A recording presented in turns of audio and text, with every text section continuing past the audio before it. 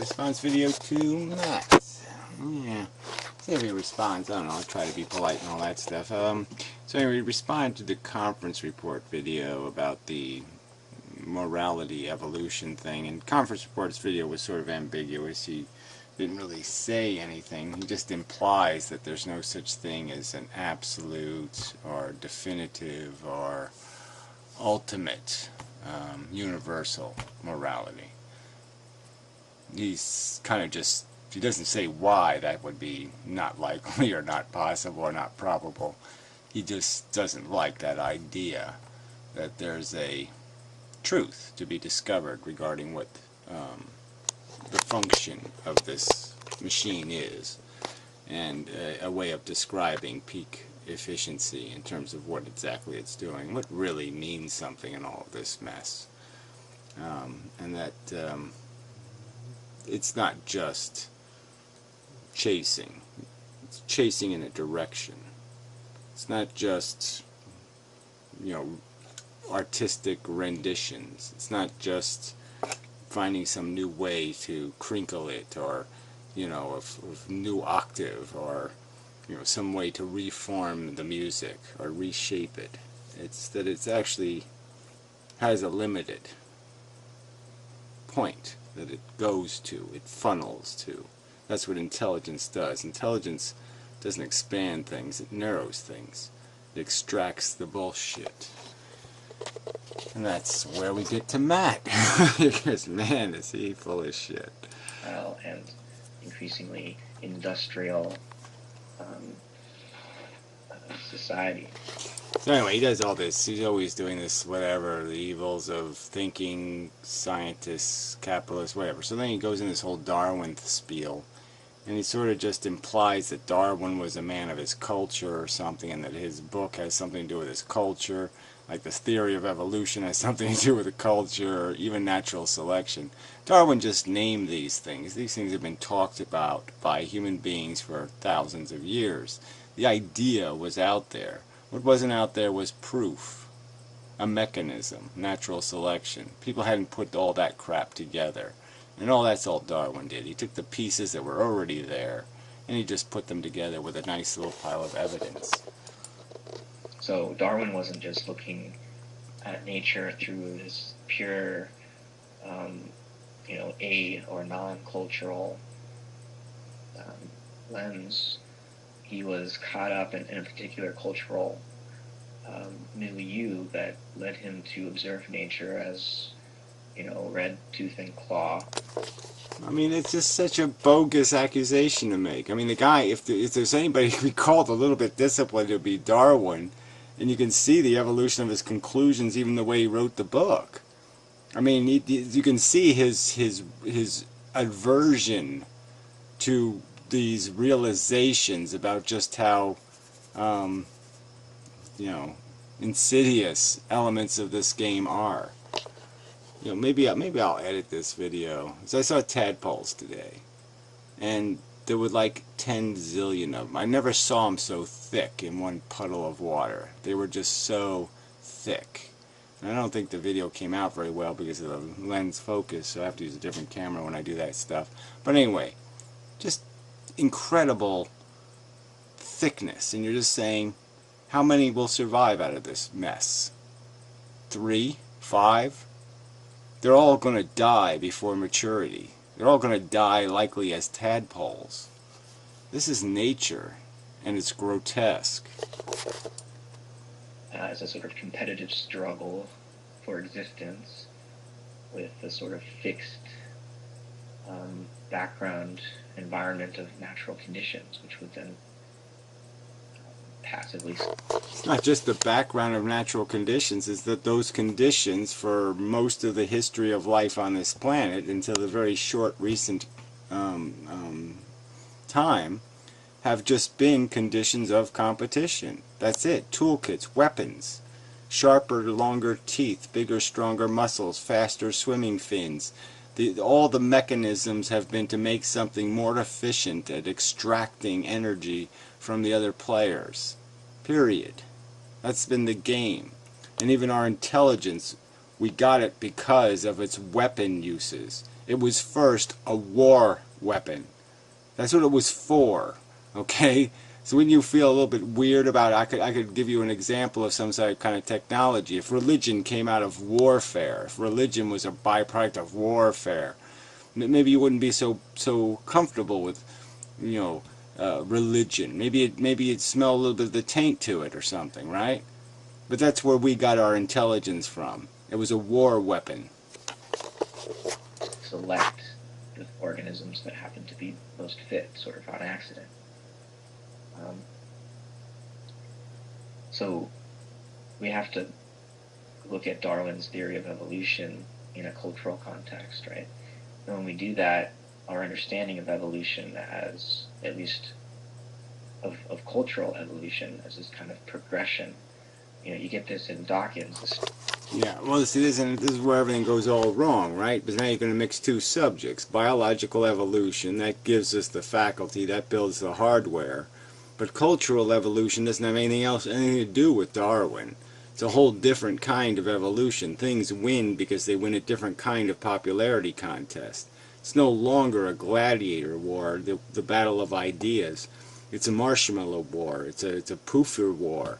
It's tell me what I want to hear. People will lie to themselves and write fables. It's the who can write the best fairy tale that wins. It's not about the truth. It's not about integrity. It turns into a horrid contest to sell the most interesting snake oil and with the fanciest label on it. Make it as intriguing and cosmological and put all kind of swirly doodads and all kinds of thou art thatty little kind of diddle daddle, and make it seem like give it a facade of something impressive and meaningful, and all you're selling is lies. Yeah, completely different kind of evolution. The evolution of the liars. Strange about face in his assessment of the teleological purpose of reality, where though the non-human biological world evolves through the mere accidental or purposeless selection of genetic replicators, as soon as these replicators stumble into the human form, something new emerges, a kind of... Alright, so he's basically talking about the selfish gene, and where Dawkins starts talking about memes. And the idea of ideas being viral and ideas being evolving through this mechanism of social acceptance. And that's a completely different kind of evolution. And I don't think Dawkins went too heavy into it in his book, to tell you the truth. Mind or mimetic engine that can then rebel against its selfish genes, and the human can rise through the course of its cultural history to a freer and more good way of life. This is the... Yeah, but is that what culturals have been doing? Cultures? I mean, I would argue to some extent there's progress. There's obvious progress. But the progress still lags way behind the biology and way behind the emotions. And the emotions are still driving the animal. It's still an animal reacting to the world. It's still using draconian methods. I mean, it's still failing all over the place. Kind of neoliberalist, techno-capitalist, utopian dream of progress that has guided the whole Enlightenment project. And as someone critical of that... Yeah, critical of that. And you're going to be critical of that in the context of a world where all these wacky Muslims and all this other religion, you can see how toxic it is to anything called intelligence or arts or any of that stuff. They're going to burn your books, Matt. All right? That's what they're going to do. You think you could read your books in Indonesia? Indonesia sucks, by the way. That project. I would want to invoke not an anti-evolutionary narrative, but a kind of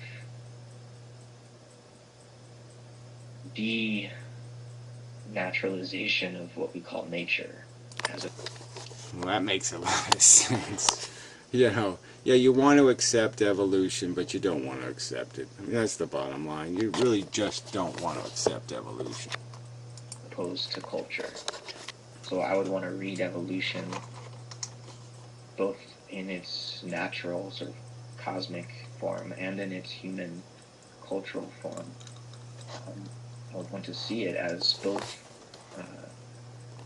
progressive and yeah, whatever. So again, there are two different kinds of evolution, so there's just no point in trying to smash them together because it's not the same thing. Our intelligence didn't evolve incrementally, idea by idea.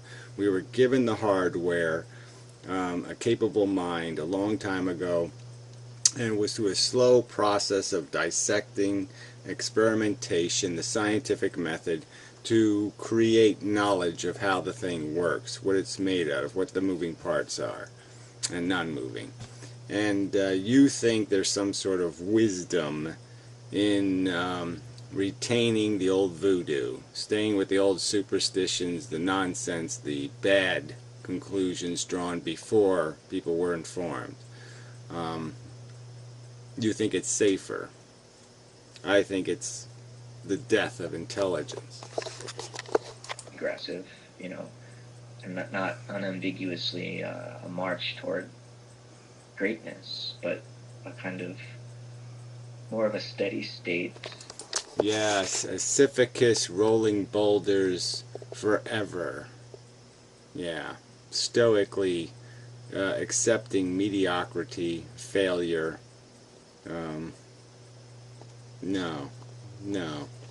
No good, no sale.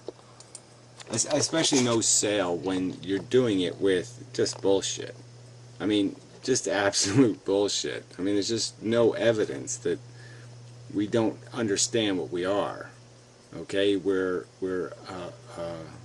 gladiators, built biologically to be survival machines, and it's only this little slight part of us, this little incidental part, that can start contemplating something better and start twisting that biology into more sophisticated notions of beauty worth desire. Creative continuum where, yeah, morality is always changing, but morality is no mere accidental achievement either. It is. Oh, come on, it's pretty accidental. It's pretty just incidental, right? All these, the wars of the past that decided whether something would be Muslim or Christian or Hindu or Buddhist or whatever. I mean, it's all pretty, whether it rained or didn't rain decided the fate of millions of lives in this stupid, arbitrary contest for what idea will suffocate human beings for another 500 years. And that's all they have done. That's all these religious ideas have done, is suffocate the human race in ignorance. It's kind of, it becomes more of an aesthetic thing. More a matter of intensifying the beauty and the complexity, the complex unity of it. Yeah, well, whatever. I mean, there's no point in talking about the beauty because this is, it's just subjective mishmash. It's so arbitrary. You can make anything beautiful, including a nuclear bomb. It just doesn't matter. You can build anything and you can conform people to worship it and to think it's the most beautiful thing on earth. It's all just subjective programming. So that doesn't go anywhere. Experience and existence than it is an attempt to master it, to transcend it and overcome it. Yeah, well, there's no transcending or overcoming, without acknowledging. And you're saying that there's something you're you're going to transcend it without acknowledging, or acknowledging in some sort of made up fashion where you say there's some other ingredient and yet the ingredient was never put in the mix. You're saying there's a diamond in the ring and there's no evidence of the diamond. So I think when we talk about morality, we can think of it either in terms of a kind of self-mastery, which is therefore also a mastery over the other, an enslavement of the other, or we could think of morality maybe more integrally, that such that it doesn't begin with the self and my desire to protect myself, or my sense of duty to protect the other. Rather, we can have enough. Well, whatever. I mean, these are the question of what really has value, right? The harm you extract from somebody, or the gratification in achievement, in being goal-oriented, ambition, personal ego ambitions. So when you're going to get into all this other talk and all this whatever, I mean, aren't you just, again, you're just talking around what we already know. We know this psychology mechanism. We know this ego mechanism. We know these mechanisms that are controlling human behavior. And we know, even in pop culture, you have the Vulcan messages, all right, that there's no rational math in this personal I'm important and the consequences aren't. The consequences are important. What it costs to provide you oxygen to breathe is relevant. You have to deal with that as a moral question. It's not just about whether you have a right to not to believe in a God. I mean, I guess this is a moral question for idiot humans. I mean, it shouldn't even be on the list of things to argue about, is whether somebody as an individual has a right not to believe. I mean, it's almost hilarious to even say that this is a moral issue. No, this is even close to a moral issue. That begins with the other, with the incompleteness of the self and the sort of brokenness when taken as a separate individual. In that ethics is coming to understand that to heal the brokenness of the self, relationships with others are necessary, and that it is. Yeah, well, I think that's all kind of just bogus. You can live a very internal life. Howard Hughes did. Lots of people have done it. People went off because society was too stupid, culture was too idiotic, and they became mountain men. They ran away from being with people because people were retarded. So it's a doable. So again, you're just talking for them, for the pop culture. You're just talking for the defending, in a sense, a kind of Borg or Big Brother. Because it exists, it should exist. And it's some alternative capacity to glean your peace of mind. Shouldn't be maybe perhaps the one emphasized. I could even argue from the Buddha perspective that it's better to have individuals that can find their satisfaction without having to manufacture it in the real world. They can find it internally. Only really through cultivating those relationships that a sense of self can come to emerge. Well, it says you. Like I said, I just don't think there's any evidence to any of that psychobabble bullshit. So rather than talking about subjective or objective morality, we could talk about...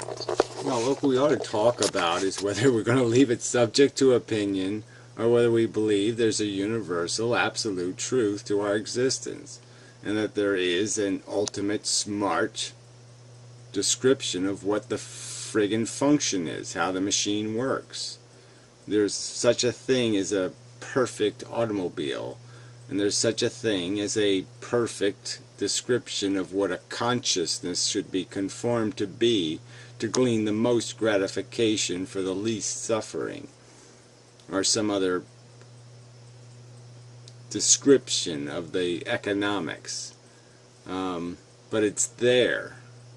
And it's certainly there it might even be there in more than one form based on what premises you want to establish as the truth of the matter. But those intelligent statements, whether you say beauty has real value or whether it's just a contrived, projected value, either way, a complete intelligence, an objective, which is complete, which is absolute, right? I mean, isn't objective basically stating here it's a complete perspective? It's got everything in the picture, and it's not polluted by some sort of bias. Self-directed versus other-directed, moralities. I don't know. This whole other thing is just so queer. Sorry, but come on. It's the society, the human race, the whatever. But calling it other is just, what is that? The other what? By rational description, I think the other has to be the other sentient life, present and future. Because that's the other that's relevant to our, that's the other that's held in the balance to our selfish, personal gain at their pain. And when I think about the evolution of our universe, its experiential and its physical aspects, I see. Yeah, well, all that big talk about all these experiential and experiential aspects when you have absolutely no evidence that this is going on anyplace else but right here. No evidence that you can get through even the first hurdle of abiogenesis, let alone the other hurdles of, multicellular life, and then, neurological, and then electrical neurological life, not just chemical reflexes, but electrical reflexes, and then to make that sentient, to create the feeling sense, the sixth sense of feeling. No evidence you can do any of that, or any of that's going on anywhere else in the universe. Not a march toward mastery, but an increasingly internally interrelated choreography, an orchestra of Morlock. Yeah, I mean, we're almost back to, I watched the stupid Time Machine, the newer version is stupid anyway. But anyway, it's almost like, the evil forces have the idea that let's stay primitive. Let's stay ignorant and primitive, and that somehow this is what we're supposed to be. Let's revert back into wolves. Let's revert back into to monsters that just, pillage the world. Let's go back to just being ignorant gladiators. There's no victory in that. Always multiplying instruments to reproduce one another, but not identically. There's a reproduction of difference, which leads to the introduction of novelty and this, indeed, evolutionary progression. Yeah, right. Well, that's not happening anymore, okay? The biological evolution is over. It's just, mutts all the way down from here on in, okay? There's going to be there's no biological selection. There's no environmental selection. None of that stuff's happening. And if it is happening, it's all decidedly negative, okay? The poorest, the dumbest, the most ill-equipped, the most unsuccessful are the ones that are going to succeed because they'll eat shit and be happy with it. We're biologically moving backward, not forward. So you can't make that argument. All there is here is competing ideas now. Ideas that are based on the primitive, dumb, ignorant conclusions of the past, or the ideas gleaned out of assessing what do we have. What do we have as facts. We got abiogenesis, we got 4 billion years of gladiator wars, we got 500 billion years where they're feeling organisms, sensing their world, competing with each other, killing each other, quite literally cannibalizing slightly different variations. Come on, it's not a good story. Um, but we shouldn't mistake it for what the capitalist orientation or attitude would mistake it for, as a competition between separate bodies.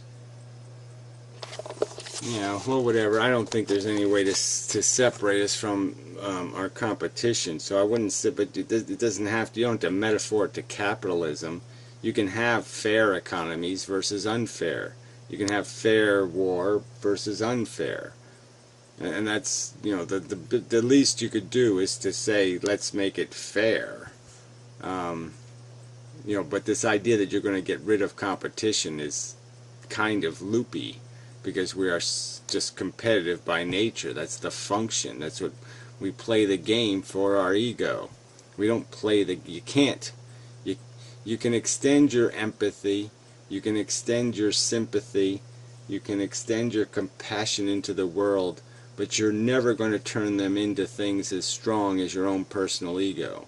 And those things only really have value in your psychology when your ego makes you guilty, or makes you, forces you as an honor code to live up to some sort of responsibility to those things. But you can never feel them like you're going to feel your own desire. It's much more a mutually indwelling co-relation or cooperation between internally related bodies. In other words, bodies with souls, not each their own, but shared souls, group souls. Yeah, well, again, this is all just nothing, right? I can't make anything out of that, right? You don't got any evidence of group souls, shared souls, any of this kind of... That's not what's happening here. We're individual computers running individual software, and yes, some of the programs are similar. Some of the programs I'm running are similar to programs you're running in terms of my conceptions, my insights, my feelings, my emotions. We'll have some in a common basket. But we're not sharing them at the same time or through each other's eyes directly. So, come on, let's not get woo-woo here. Soul is a communal thing, right? Just as knowing the good is something that we discover together, never simply objectively, but also not subjectively.